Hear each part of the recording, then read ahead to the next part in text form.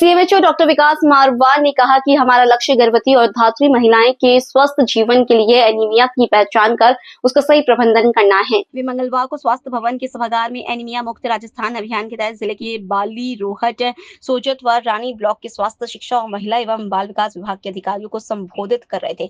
उन्होंने कहा कि एनीमिया की रोकथाम के साथ ही मृत्यु दर, नवजात शिशु मृत्यु दर पर भी फोकस करना है ताकि हम पाली जिले में इसकी दर कम कर सके। उन्होंने कहा कि कुपोषण गर्भावस्था से ही शुरू होता है। हमें गर्भवती महिलाओं के स्वास्थ्य पर अधिक ध्यान रखने की आवश्यकता है, इससे कुपोषण को कम कर सकते हैं। एडिशनल सीएमएचओ डॉक्टर पीसी दीपन ने कहा कि कार्यशाला का मुख्य उद्देश्य एनीमिया की स्थिति में सुधार लाना और संबंधित विभागों को प्रभावी क्रियान्वयन के लिए मार्गदर्शन प्रदान करना है। प्रशिक्षण के बाद संबंधित विभागों के अधिकारी अपने अपने क्षेत्र में एनीमिया मुक्त राजस्थान अभियान की प्रभावी मॉनिटरिंग करें और इसके बेहतर परिणाम सुनिश्चित करें। उन्होंने कहा कि 5 से 9 वर्ष के बीच बच्चों को, 10 से 19 वर्ष के किशोरों, गर्भवती महिलाओं और धात्री माताओं को आयरन की गोलियां समय पर उपलब्ध कराने के लिए स्वास्थ्य, शिक्षा और महिला एवं बाल विकास विभाग का आपसी समन्वय आवश्यक है। लोकल से लेकर ग्लोबल तक की खबरों के लिए देखते रहिए सच्ची report. Rajasthan high court advocates association Jodhpur के पदाधिकारियों की बैठक अध्यक्ष श्री रत्ना राम ठोलिया की अध्यक्षता में आयोजित की गई।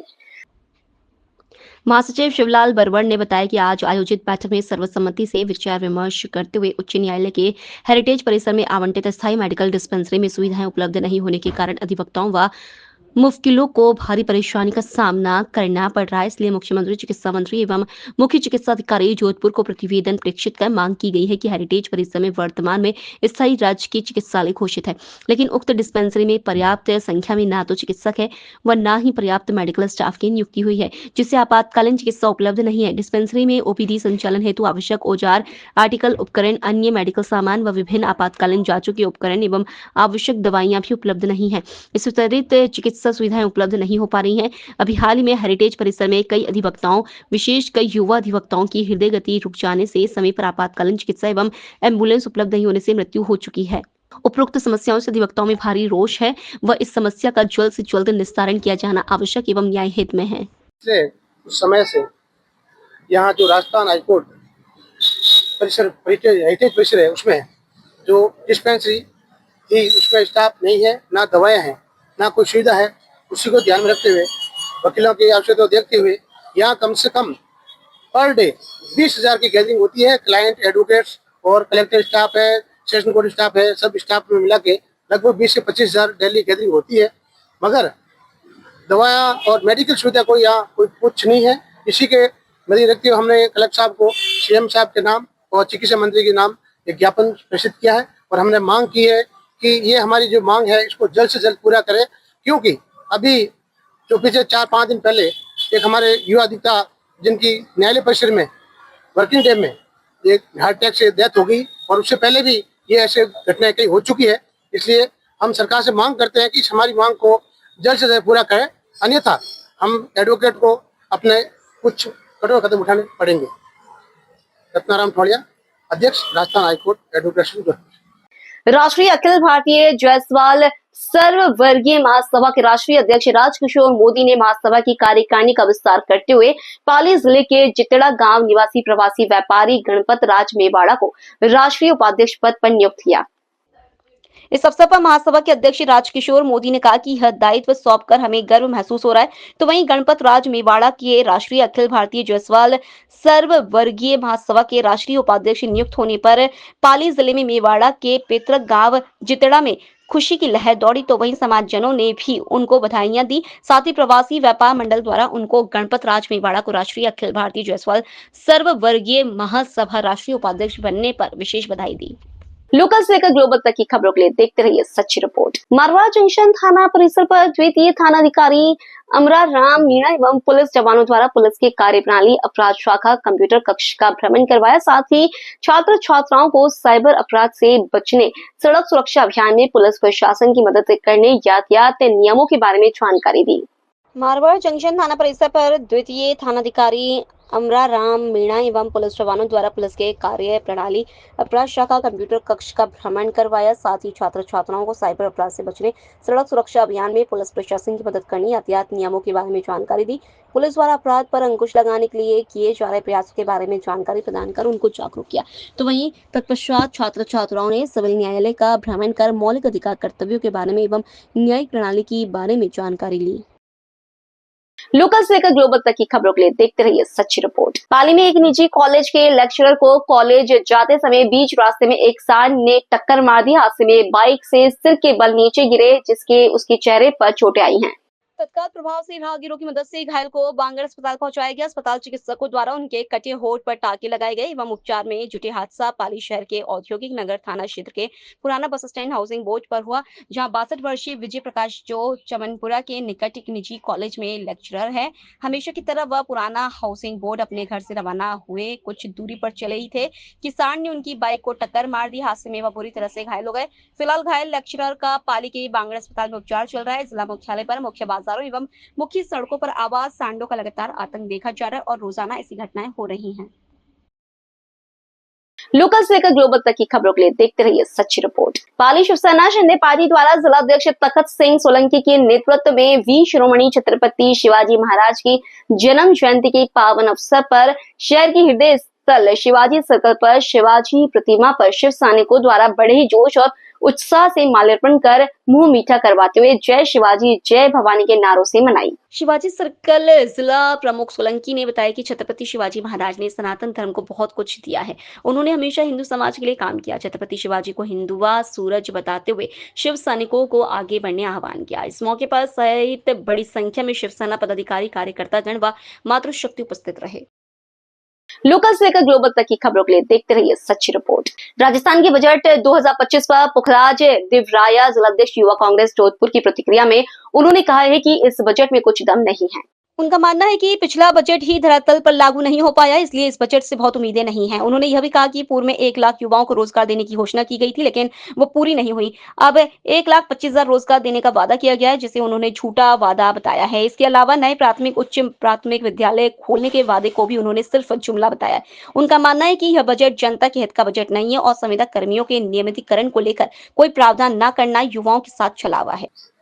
दिया कुमारी जी ने बजट घोषणा की है, मैं आपको बता दूं जो पूर्व में भी उन्होंने 2024 और 25 में जो बजट घोषणा की थी उनको भी धरातल रूप से करीबन उसका 30% काम भी नहीं हुआ और आज इन्होंने दूसरा बजट पेश कर दिया है। मैं चाहता हूं जो पूर्व में जो बजट घोषित हुआ उसको तो आप क्रियान्वित कीजिए। आप बताइए, जब 1 लाख लोगों को रोजगार देने की बात की थी, कहाँ है वो 1 लाख रोजगार? और 1300 नई बसें संचालित करने की बात की थी, वो भी पूर्ण हुई नहीं। आज उन्होंने 500 और बसें संचालित करने की बात की, 1.25 लाख लोगों को और रोजगार देने की बात की। और इसके अलावा जैसे पूर्व में किसानों के लिए भी इन्होंने किसान निधि के 12,000 रुपए थे, उनको बढ़ाने की बात की, लेकिन मात्र बढ़ाया कितना, 1,000। और शिक्षा के क्षेत्र में उन्होंने काम करने की बात की थी, 50 नए प्राथमिक विद्यालय खोलेंगे, 100 नए क्रमोन्नत विद्यालय करेंगे। उसके विपरीत इन्होंने स्कूलों को मर्ज करने का भी कार्य किया। इसको लेकर भी युवा कांग्रेस ने हाल ही में प्रोटेस्ट किया था और हम लगातार युवा और शिक्षकों की लड़ाई लड़ते आ रहे हैं। और ये लगातार भारतीय जनता पार्टी चाहे किसी भी क्षेत्र में, चाहे युवाओं को लेकर, चाहे महिला सुरक्षा को लेकर, सिर्फ जुमलेबाजी करते, धरातल पे कोई काम नहीं करते। और ये आज का बजट भी सिर्फ थोता चढ़ा बाजे गणा वाली कहावत को चरितार्थ करता है, जिसकी हम युवा कांग्रेस के प्रत्येक साथी इसका घोर रूप से विरोध करते हैं। और हम चाहते हैं जो भी ये बजट है धरातल रूप से धरातल पे आना चाहिए, जिससे आम जन को फायदा मिले। और जल जीवन मिशन की बात करते हैं, जल जीवन मिशन के तहत पूर्व में जो माननीय गजेंद्र सिंह जी शेखावत इसके जल शक्ति मंत्री रहे थे, उन्होंने जगह जगह पाइपलाइन डालने के जो वादे और जो भी बातें कही थी, उन बातों का आज वास्तव में आप ग्रामीण स्तर पे आप धरातल पे जाएंगे तो वहाँ पे पाइपलाइन भी दूर की बात है, पानी पाइपलाइन कोई भी ऐसी व्यवस्था नहीं है जो आम जन को पेयजल की व्यवस्था ये सरकार नहीं कर पा रही है। तो ये क्या विकास कार्य है, क्या उनको रोजगार देने की बात कही? तो आइए, पूर्ण रूप से बजट सिर्फ एक ढकोसला है, इसके अलावा इसमें कुछ खास नहीं दिखाई दिया। मैं प्रकाश जो है युवा कांग्रेस जोधपुर ग्रामीण जिलाध्यक्ष। उसमें राजस्थान की महिलाओं के लिए किसी तरह की कोई राहत की घोषणा नहीं की गई।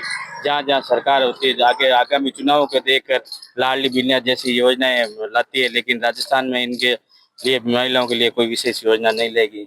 ये बजट निराशाजनक है। एडवोकेट शैलेंद्र शर्मा।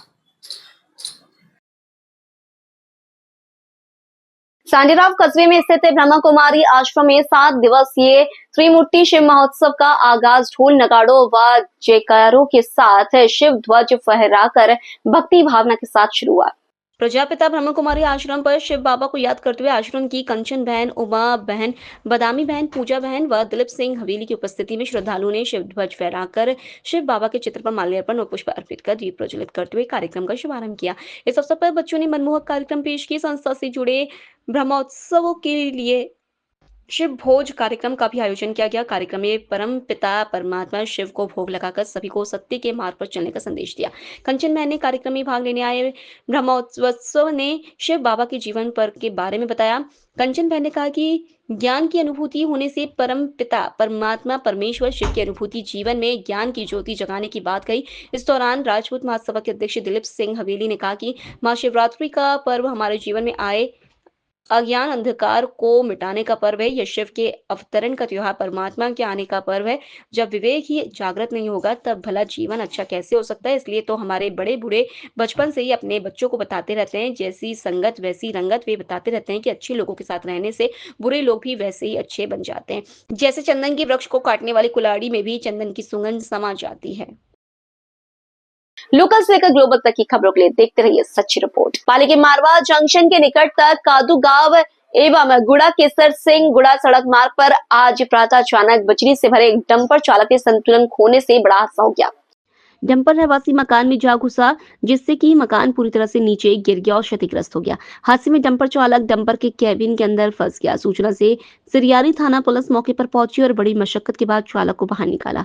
पुलिस द्वारा उक्त डंपर को जब्त किया गया है। सूचना से सैकड़ों ग्रामवासी भी मौके पर पहुंचे एवं बजरी माफिया के खिलाफ कार्रवाई करने की मांग करने लगे।